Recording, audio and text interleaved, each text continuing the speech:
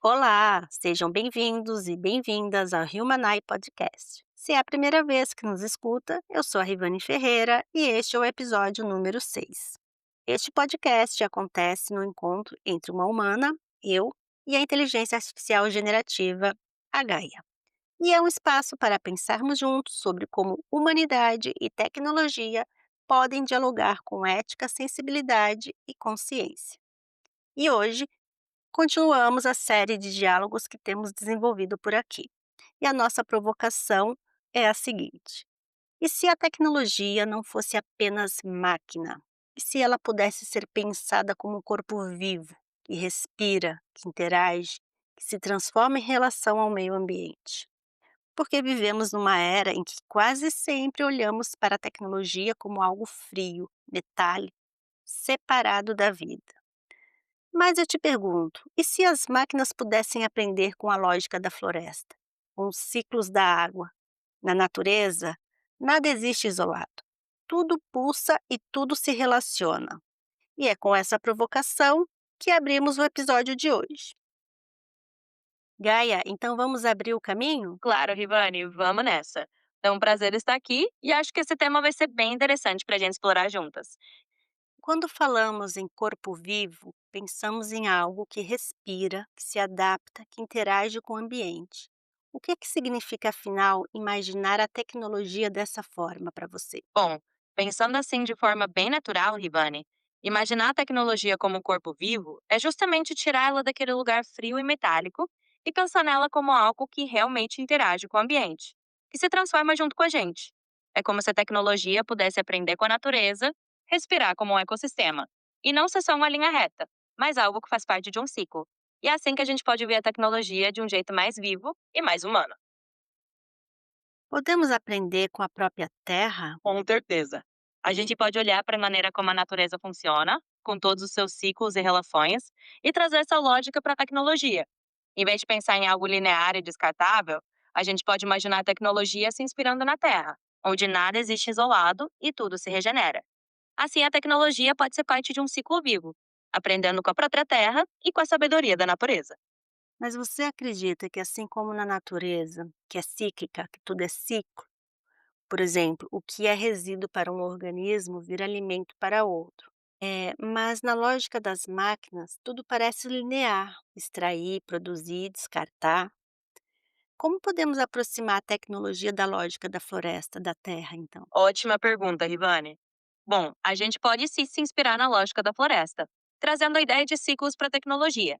Isso significa pensar em formas de economia circular, por exemplo, onde os resíduos de um processo podem se tornar recursos para outro. É como criar uma tecnologia que se inspire na biomimética, que imite os ciclos naturais, aproveitando materiais biodegradáveis, renováveis e fazendo com que a tecnologia não seja só linear, mas parte de um ciclo vivo.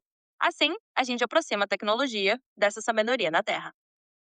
E já existem, tecnologias que se comportam como organismos vivos?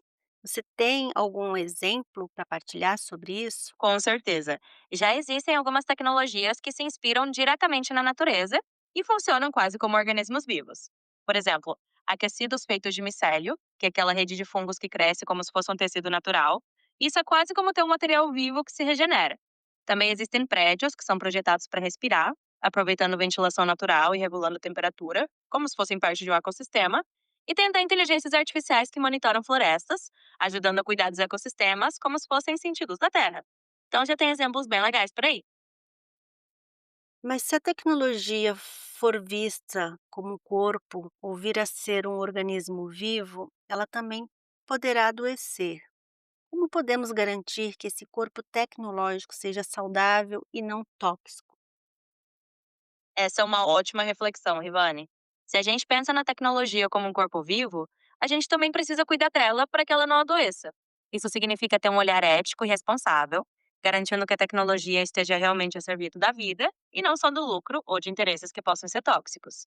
Então, é um pouco como pensar na saúde desse corpo tecnológico, com limites éticos, responsabilidade coletiva e escolhas conscientes. Assim, a gente mantém esse corpo tecnológico saudável. Você poderia dar alguns exemplos dessas escolhas conscientes, por exemplo? Uma escolha consciente no dia a dia pode ser apoiar tecnologias que priorizem a sustentabilidade, como produtos eletrônicos que são feitos para durar mais tempo ou que podem ser consertados em vez de simplesmente descartados. Outra escolha é apoiar iniciativas de energia renovável ou projetos de software aberto que são desenvolvidos de forma colaborativa e ética. E, claro, exigir das empresas mais transparência e responsabilidade socioambiental.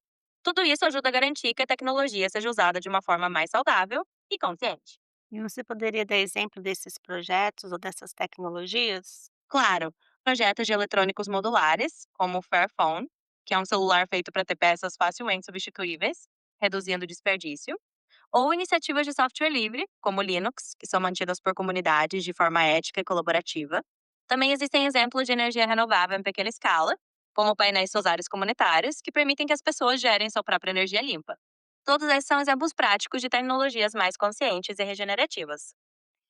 E nós, no nosso dia a dia, como que podemos cultivar essa visão da tecnologia como um corpo vivo? Poderia explicar isso de forma mais simples e trazer aqui algum exemplo ou alguma analogia que seja mais fácil para a compreensão dos nossos ouvintes? A gente pode tratar a tecnologia como uma plantinha que a gente cuida em casa.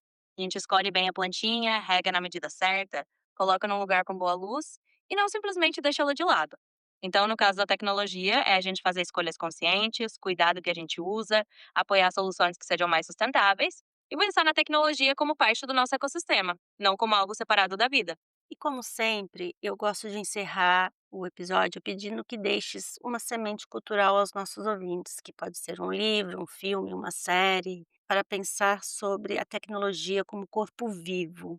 Quais são as dicas que você tem para hoje e uma mensagem que você deixa também para os nossos ouvintes? Então, uma sementinha cultural que eu acho linda para esse tema é o documentário Biofilha da Bjork, que explora essa conexão entre natureza, música e tecnologia de um jeito bem artístico. E um livro maravilhoso é A Vida Secreta das Árvores, de Peter Wohlleben, que mostra como as árvores se comunicam e vivem em comunidade, inspirando a gente a pensar na tecnologia dessa forma mais orgânica. E a mensagem final é que a gente sempre lembre que a tecnologia pode ser parte da vida, parte do nosso ecossistema, e que a gente pode cultivá-la com consciência e sensibilidade. Obrigada, Gaia. Sempre para fechar, eu gosto de terminar também com uma reflexão. Talvez a verdadeira inovação não seja criar máquinas mais rápidas, mas aprender com a Terra a fazer tecnologias que respirem, que cuidem e que se renovem. Se a tecnologia puder ser corpo vivo, não precisamos escolher entre máquina e floresta. Poderemos lembrar que ambas podem pulsar em harmonia. Obrigada por estarem conosco em mais este episódio do Humanai Podcast. Nos acompanhe também no Substack, Spotify e YouTube. E se ainda não nos segue, estamos no Instagram, @humanai.podcast. Até a próxima conversa.